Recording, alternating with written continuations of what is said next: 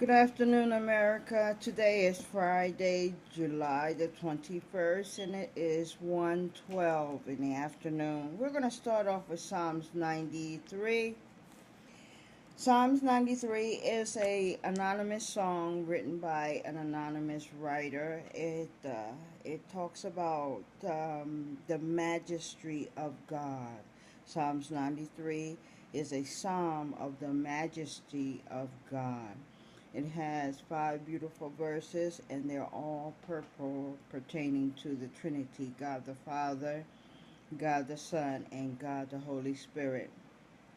I will be reading it from, I believe, let's try reading it from both my Bible as well as from this Bible here,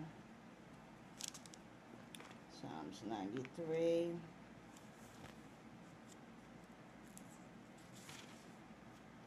Yes, we will be reading it from both Bibles, my Bible as well as the International Bible. So let's begin. The Lord ranges. He is clothed with majesty. The Lord is clothed with strength, wherewith he has girded himself. The world also established, that it cannot be moved. I will repeat that again. The Lord ranges, he is clothed with majesty. The Lord is clothed with strength, wherewith he has girded himself. The world also is established, that it cannot be moved. Okay, I hope you got that part, because when you listen to science, science gives you so many different scenarios of what can happen to the earth, but the earth cannot be moved, nor can it be destroyed by anyone other than God. Okay, verse 2: Thy throne is established of old, thy art from everlasting. Verse 3: The floods have lifted up, O Lord, the floods have lifted up their voice. The floods lift up their waves. 4: The Lord on high is mightier than the noise of many waters, yea, than the mighty waves of the sea. He is mightier than the mighty waves of the sea. He is mightier than any problem or obstacle you may face in life. God is bigger than that. All right, 5, the last verse: Thy testimonies are very sure. Holiness becometh thy house, O Lord, forever. Everything that is spoken of the Lord and his Son and the Holy Spirit and the prophets before us is true, and all things pertaining to God is holy. Okay, so now let's read it from this one. The majesty of God's rules. The majesty of God's rules. That's the way it is worded in this book. Verse 1: The Lord is king. He is robed in majesty. The Lord is robed. He is girded with strength. He has established the world. It shall never be moved. 2: Your throne is established from of old. You are from everlasting. 3: The floods have lifted up, O Lord, the floods have lifted up their voice. The floods lift up their roaring. 4: More majestic than the thunders of mighty waves, more majestic than the waves of the sea. Majestic on high is the Lord, and that comes with an exclamation mark. 5: Your decree are very sure. Holiness befits your house, O Lord, forevermore. That is forevermore, for all eternity. Okay, we will be reading from Genesis 26. Isaac and Abimelech. You've heard him before. I mentioned him to you before. What's going on in chapter 26 of Genesis? God's covenant with Abraham continues through Isaac. Isaac deceives Abimelech concerning Rebekah, his wife, and Isaac is blessed with great wealth. This verse has quite an array of colors in it. predominantly yellow for family, gold for prophecy. We have some silver for history, red for discipleship, blue for your salvation. We do have some black for sin. And then we go into a lengthy amount of silver for history as well as gold um, for prophecy. And we do have one verse of orange for your faith. This particular chapter has 35 verses in it. And I will be flip-flopping from my Bible to this Bible here that is more easier for you to understand. Let's begin. Verse 1 is history, silver for history. And there was a famine in the land, besides the first famine that was in the days of Abraham. And Isaac went in unto Abimelech, king of the Palestine, unto Gerar. Verse 2 to verse 4 is gold for prophecy. And another very important fact about these verses coming up, they are all uppercase lettering, emphasizing the importance of it. So please pay attention. And the Lord appeared unto him and said, Go not down into Egypt, dwell in the land which I shall tell thee of. 3. Sojourn in this land, and I will be with thee, and will bless thee. For unto thee and unto thy seed I will give all these countries, and I will perform the oath which I swore unto Abraham thy father. 4. And I will make thy seed to multiply as the stars of heaven, and will give unto thee, unto thy seed, all these countries, and in thy seed shall all the nations of the earth be blessed. 5 is read for discipleship. Because that Abraham obeyed my voice and kept my charge, my commandments, my statutes, and my laws.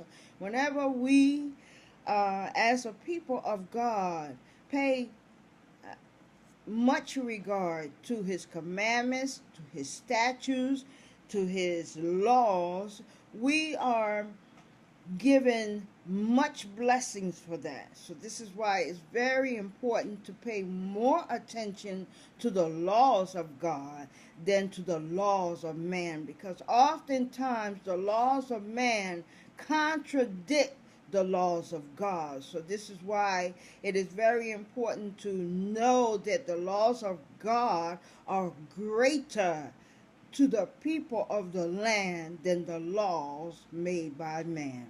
Let me repeat that. The laws of God are greater to the people of the land than the laws of man. All right? So let's take verse 1 to 6 from this Bible. Now there was a famine in the land, besides the former famine that had occurred in the days of Abraham. And Isaac went to Gerar, to King Abimelech, to the Palestine. He was the Palestinian king. Verse 2, the Lord appeared to Isaac and said, Do not go down to Egypt. Settle in the land that I shall show you. So he's telling him not to go to Egypt, but to go elsewhere. All right?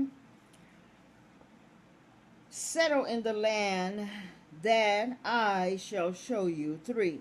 Reside in this land as an alien, and I will be with you and will bless you. For to you and to your descendants I will give all these lands, and I will fulfill the oath that I swore to your father Abraham. 4. I will make your offsprings as numerous as the stars of heaven, and will give to your offsprings all these lands, and all the nations of the earth shall gain spring. 5. Because Abraham obeyed my voice and kept my charge, my commandments, and my statutes, and my laws. Verse 6. So Isaac settled in Gerar.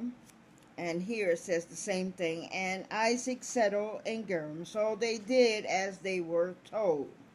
Verse 7 to 11 is yellow for family. It is not uppercase lettering, but still requires your attention. And the man of the place asked him of his wife, and he said, "She is my sister." He lied. Okay?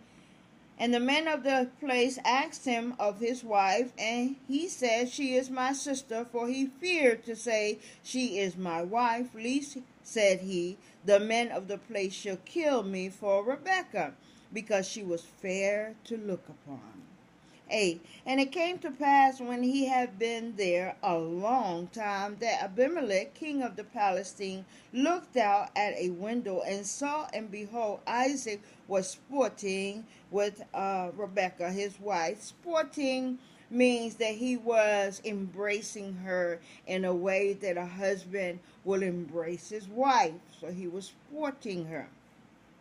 Okay, so it didn't appear to the king that the man said to him the woman was his sister. After seeing him out of the window sporting her, that showed that she was more than a sister to him. She was his wife. Okay? And let's see what happens now. 9. I'm going to repeat 8. And it came to pass, when he had been there a long time, that Abimelech, king of the Palestine, looked out at a window and saw, and behold, Isaac was sporting with Rebekah, his wife. 9. And Abimelech called Isaac and said, "Behold, of a surety she is thy wife, and how sayest thou, She is my sister?" And Isaac said unto him, "Because I said, lest I die for her." 10.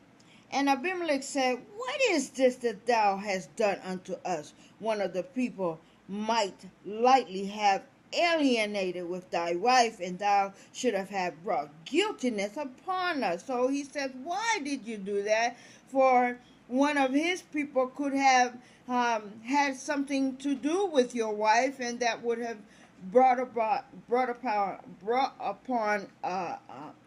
a sense of guiltiness, because back during those things, touching someone's wife was a major offense and was taken very, very harshly, unlike it is today.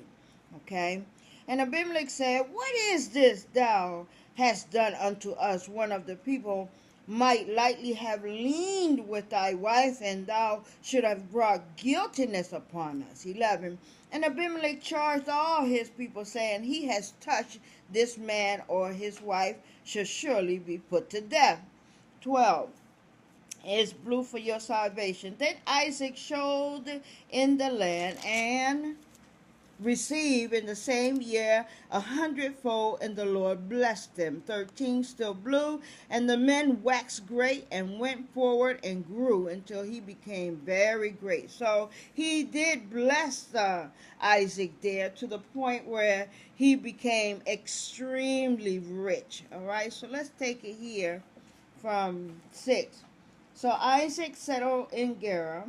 7. When the men of the place asked him about his wife, he said, "She is my sister," for he was afraid to say "my wife," thinking, or else the men of the place might kill me for the sake of Rebekah, because she is attractive in appearance. So she was a beautiful woman and much younger than him as well. Okay. 8. When Isaac had been there a long time, King Abimelech of the Palestine looked out of the window and saw him fondling his wife Rebekah. 9. So Abimelech called for Isaac and said, "So she is your wife!" Exclamation mark. So she is your wife. Why then did you say, "She is my sister"? Isaac said to him, "Because I thought I might die because of her." Abimelech said, let's continue. Abimelech said, Is this you have done to us? One of the people might easily have leaned with your wife, and you would have brought guilt upon us." 11. So Abimelech warned all the people, saying, whosoever touches this man or his wife shall be put to death. These were the laws that are still in place today. It is a great sin to touch a man's wife. It is a great sin to touch a woman's husband.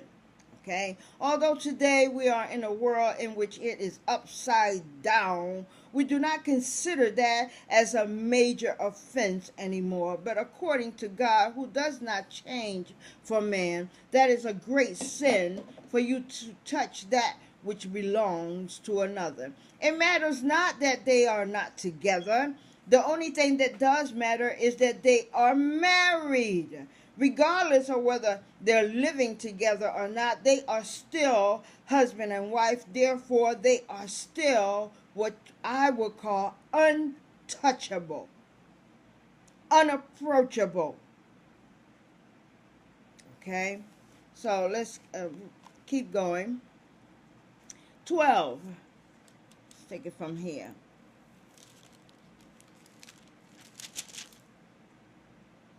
Let's take it from here. 12. Then Isaac sowed in the land and received in the same year 100 foals, and the Lord blessed him. 13. Still blew, and the man waxed great and went forward and grew until he became very great. 14 and 15 are black for sin.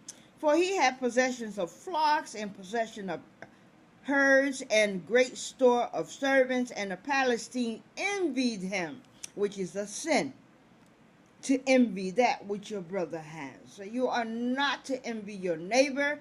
You are not to envy your brethren. You are not to envy anyone, because anything that someone else have, you can have it too. All you need to do is ask God for it.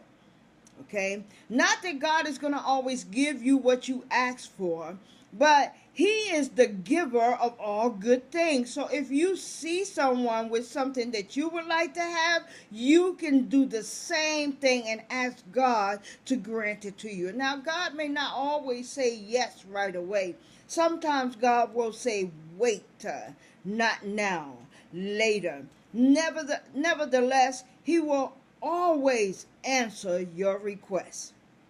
If you learn to listen to the voice of God, which is a very, very, very low voice, a voice so low that only you can hear it. Did you hear me? When God answers you, he answers you in a low voice, a voice so low that only you can hear it. All right? So 14, I will repeat it again. And he had possessions of flocks and possession of herbs and great store of servants, and the Palestine envied him. 15, still black. But for all the wells which his father servants had dug in the days of Abraham his father, the Palestinians had stopped them and filled them with earth. Okay, so not only were they envious, but they were also deceitful people. They were jealous of him. Okay, and oftentimes jealousy will cause us to do some very mean and malicious things. And now they were being mean and malicious by filling the wells that have been filled by his father Abraham. All right, 16 to 23 is silver for history. And Abimelech said unto Isaac, go from us, for thou art much mightier than we.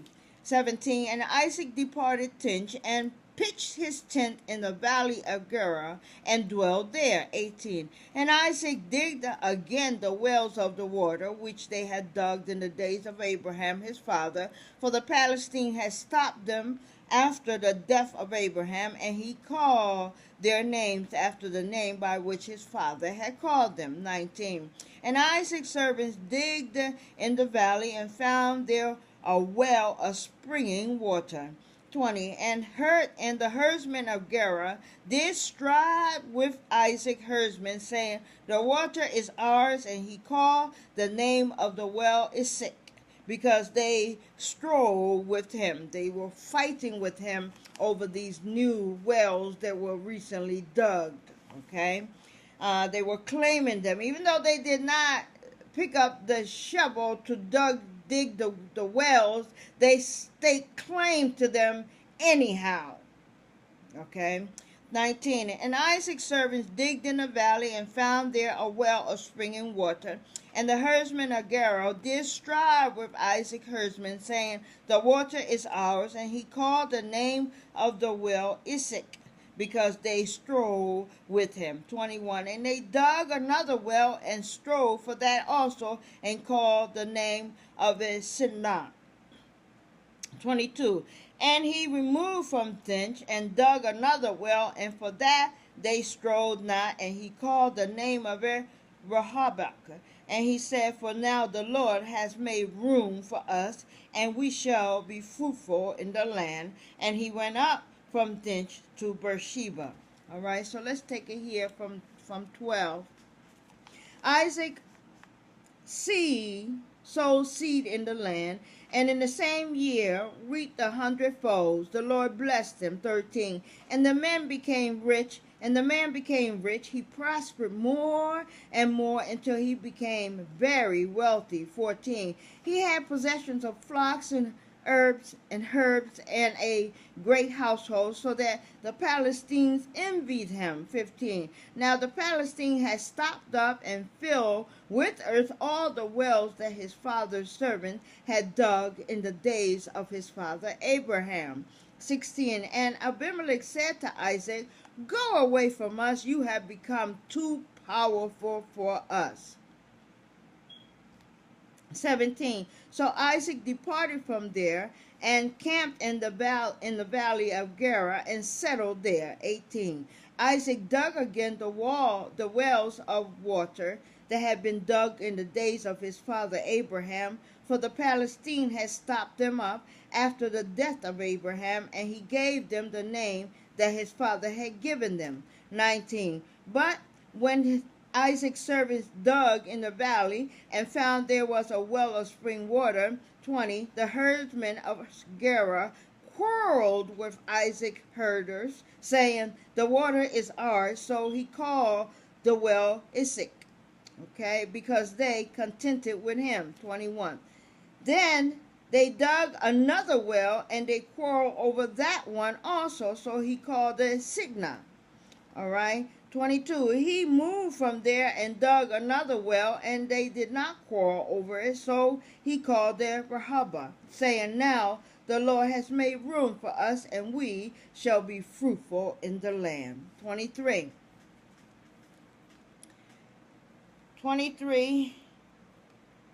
24, I will read it from here. It's gold for prophecy. And the Lord appeared unto him,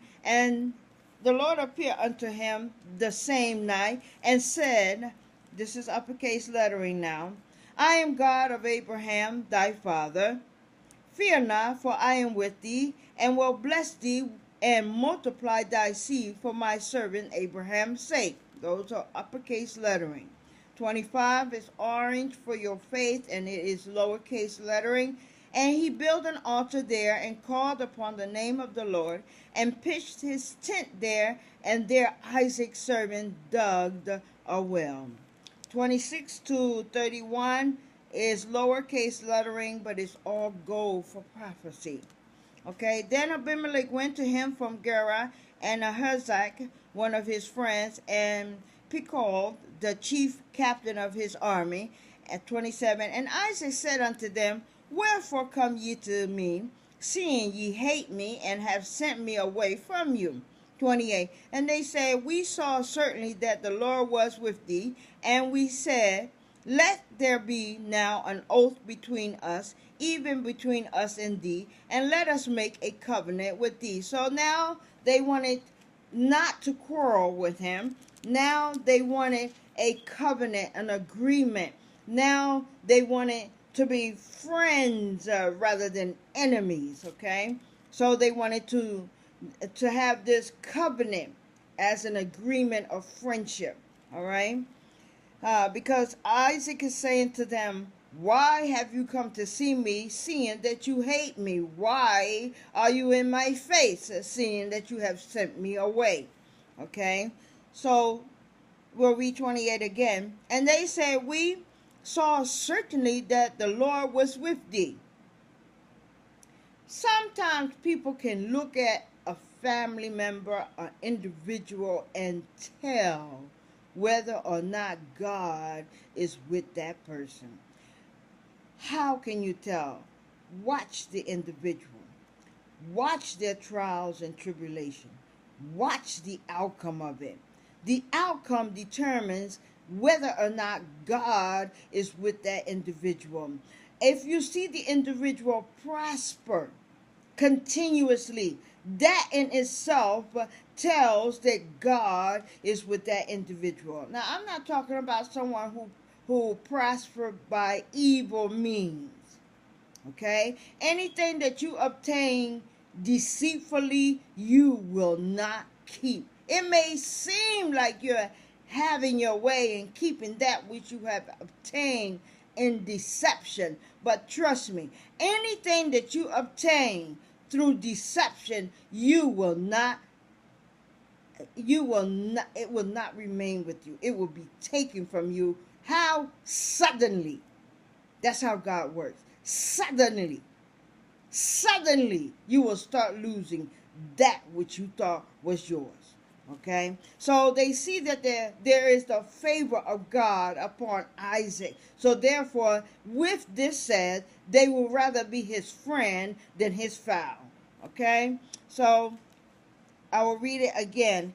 And they said, we saw certainly that the Lord was with thee, and we said, let there be now an oath between us, even between us and thee, and let us make a covenant with thee. 29. That thou wilt do us no hurt, as we have not touched thee, and as we have done unto thee nothing but good, and have sent thee away in peace. Thou art now the blessed of the Lord. 30. And he made them a feast, and they did eat and drink. Okay, so he did succumb to this agreement, and as part of it, he created this feast, and they all sat down and ate and drank together. Okay, 31. And they rose up betime in the morning, and swore one to another, and Isaac sent them away, and they departed from him in peace. So let's take it from here, from verse 24. And that very night the Lord appeared to him and said, I am the God of your father Abraham. Do not be afraid, for I am with you, and will bless you and make your offspring numerous for my servant Abraham's sake. 25. So he built an altar there, called on the name of the Lord, and pitched his tent there, and there Isaac's servants dug a well. 26. Then Abimelech went to him from Gerar, and Ahuzzath his advisor, and Phicol the commander of his army. 27. Isaac said to them, why have you come to me, seeing that you hate me, and have sent me away from you? 28. Okay, and they said, we see plainly that the Lord has been with you. So we said, let there be a oath between you and us, and let us make a covenant with you. 29. So that you will not, I'm sorry, I can't see that word. So that you will do us no harm, just as we have not touched you, and have done to you nothing but good. Okay, and have sent you away in peace. 30. So he made them a feast, and they ate and drank. 31. In the morning they rose early and exchanged oaths, and Isaac sent them on their way, and they departed from him in peace. 32. That same day Isaac's servants came and told him about the well that they had dug, and said to him, we have found water, with an exclamation mark. That's always a big deal in the biblical times. And 33, he called it Shabbat. Therefore the name of the city is Beersheba to this day. Okay, so we're going to take it from here and wrap it up from 32.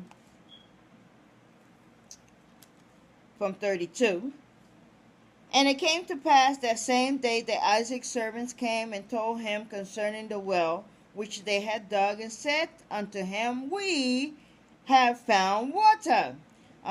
In my book, there is no exclamation mark, but the excitement is still there. 33, and he called there Sheba. Therefore, the name of the city is Beersheba unto this day. 34 is yellow for family.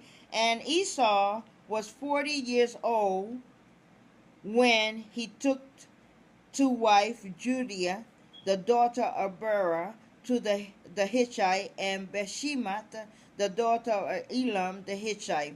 35, which was a grief of mine unto Isaac and to Rebekah. How come it does not say that here? Okay. It does say it here. Here it is, 34. When Isaac was 40 years old, he married Judian, daughter of Beri, the Hittite, and Basemah, daughter of Elon, the Hittite. 35. And they made life bitter for Isaac and Rebekah. Because why? Because she was not among their people. He married outside of his tribe, and that caused a lot of grief for his parents, Rebekah and Isaac. Well, the moral of the story is, America, is that there is no need to be greedy. There is no need to be envious. There is no need to be jealous of anyone at all. Because God is not a respecter of person, unlike man. Okay? A respecter of person is a person who has respect for some and have no respect for others. Okay? God is not like that. All right? Whatever it is that you may want in life, all you have to do is ask God for it. Okay? He may not give it to you right away. He may give it to you later on. But there is no need to want that which belongs to your brother or your sister, because that is a great sin in the sight of God. Now, in the sight of man, you can have whatever you want, whether it belongs to another or not. That is the wisdom of man.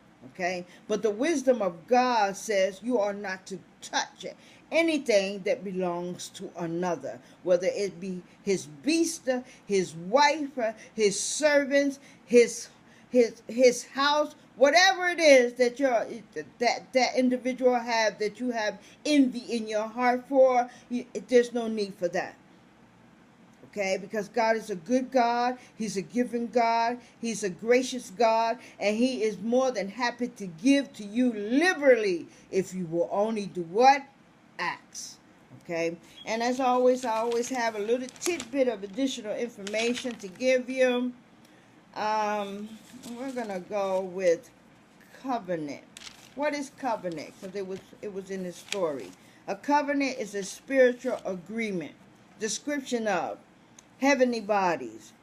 A spiritual agreement. Description of heavenly bodies. Genesis 1:14. And God said, let there be light in the expanse of the sky to separate the day from the night, and let them serve as signs to mark seasons and days and years. Okay? 15. Genesis 1:15. And let them be light in the expanse of the sky to give light on the earth, and it was so. Okay? Rainbow. Genesis 9:12-17. That was a covenant God had made between himself and the people on earth. This covenant is a promise that he made, and he gave us a sign to remind us of that promise long ago when he destroyed the earth by water. He made a covenant with us that he would never do it again, and the sign was a rainbow. Okay, Genesis 9:12. And God said, this is the sign of the covenant I am making between me and you and every living creature with you, a covenant for all generations to come. Genesis 9:13. I have set my rainbow in the clouds, and it will be the sign of the covenant between me and the earth. Genesis 9:14, whenever I bring clouds over the earth and the rainbow appears in the clouds. Genesis 9:15, I will remember my covenant between me and you and all living creatures of every kind. Never again will the waters become a flood to destroy all life. Genesis 9:16, whenever the rainbow appears in the cloud, I will see it and remember the everlasting covenant between God and all living creatures of every kind on the earth. Genesis 9:17, so God said to Noah, this is the sign of the covenant I have established between me and all life on earth. Okay? That is one sign.